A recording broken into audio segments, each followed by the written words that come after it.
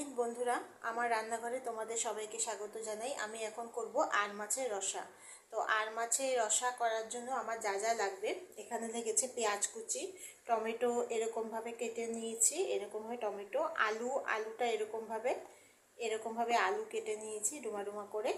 আর তার সাথে এখানে আছে জিরার গুঁড়া আছে, এখানে আছে পেঁয়াজ বাটা, আদা বাটা, আর তার সঙ্গে লাগবে লবণ, হলুদ আর তেল। কড়াইতে তেল গরম করে নিয়েছি আমি, কড়াইটা গরম হয়ে গেলে তেল দিয়ে আমি গরম করে নিয়েছি। তো এখন আমি এখানে একটা একটা করে ছাড়বো।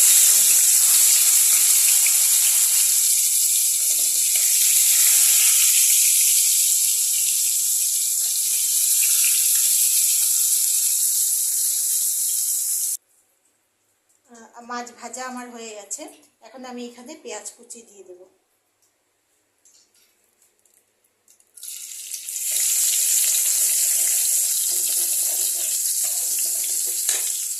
গ্যাসটাকে মিডিয়ামই রাখবো। পেঁয়াজটাকে 1-2 মিনিট একটু সাঁতলে নেব, বেশি লাল লাল করে ভাজবো, জাস্ট একটু 1-2 মিনিট এইভাবে সাঁতলে নেব, যাতে পেঁয়াজের গন্ধটা জাস্ট তেলের মধ্যে বেরোয়।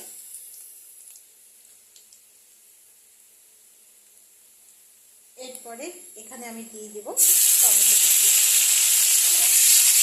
টমেটো চিনিও দিতে পারো, যার যেরকম কুচি, তা আমি টমেটো কুচি দিলাম। একটু এরকম সাইজে বড় বড় করে টমেটোটা কেটে এভাবে দিয়ে দিলাম।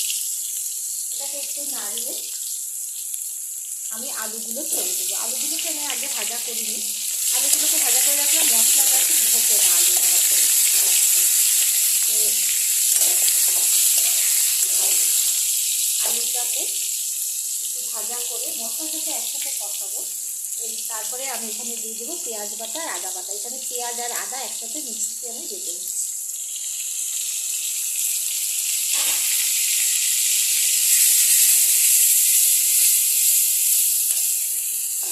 এখন এটাকে ভালো করে 2-3 মিনিট ধরে এটাকে এখন কষাতে হবে। যত কষাবে তত এটা স্বাদ বাড়বে।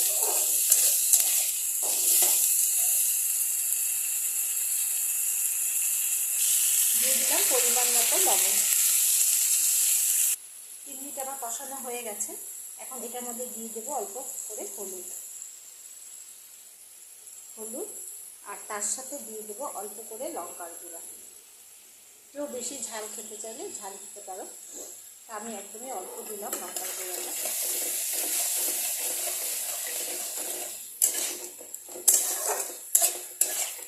এখন এটাকে আরও 2 মিনিট মতো কষাতে হবে।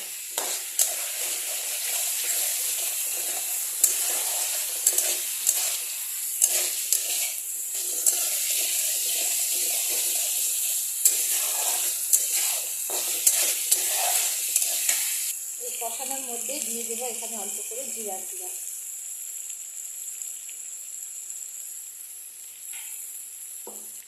এরপরে দেবো চিনি। এই রান্নাটাতে, এই রেসিপিটাতে আমি একটু মিষ্টি দিই, একটু বেশি মিষ্টি দিই, তাহলে খেতে বেশি ভালো লাগে। যারা যে যেরকম মিষ্টি খাও সে সেরকম মিষ্টি দেবে, তা আমরা একটু মিষ্টিটা বেশি খাই এই রান্নাটাতে, তো এই জন্য একটু বেশি দিয়েছি আমি মিষ্টিটা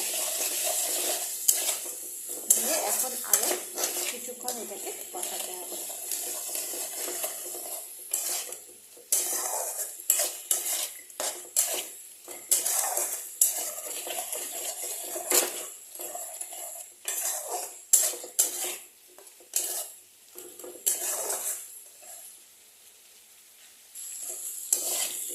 এটা আমার ভালো করে কষানো হয়ে গেছে।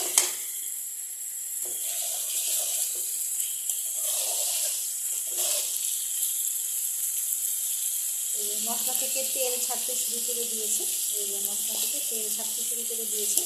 তো আমার এটা সম্পূর্ণ কষানো হয়ে গেছে। এর থেকে বেশি কষালে একটা বাজে গন্ধ হয়ে যাবে, এটা বেশি ভাজা গন্ধ হয়ে যাবে, সেই জন্য আর বেশি কষাবো না। এখন আমি এখানে দিয়ে দেবো পরিমাণ মতো জল।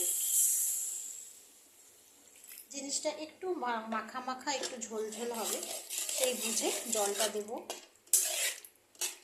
যাতে আলুগুলো ঠিকমতো সিদ্ধ হয়ে যায়, সেই হিসাব করে জলটা দেবো।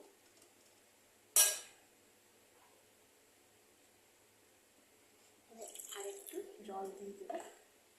এখন এটাকে ঢাকা দিয়ে 5 মিনিট হতে দেব। আঁচটাকে মিডিয়াম থেকে একটু কমিয়ে রাখবো। আলু আর ঝোল সিদ্ধ হয়ে গেছিলো, তো আমি মাছটা দিয়ে দিয়েছি এখানে। এই আর মাছটা আমি এখানে দিয়ে দিয়েছি। এখন এটাকে মাছের সাথে এটাকে এই 3 মিনিট মতো একটু মিডিয়াম আঁচ থেকে একটু কম আঁচে এটাকে ফুটতে দেবো। তারপরে গ্যাস বন্ধ করব। দিয়ে দেবো 2টো মতো কাঁচা লঙ্কা।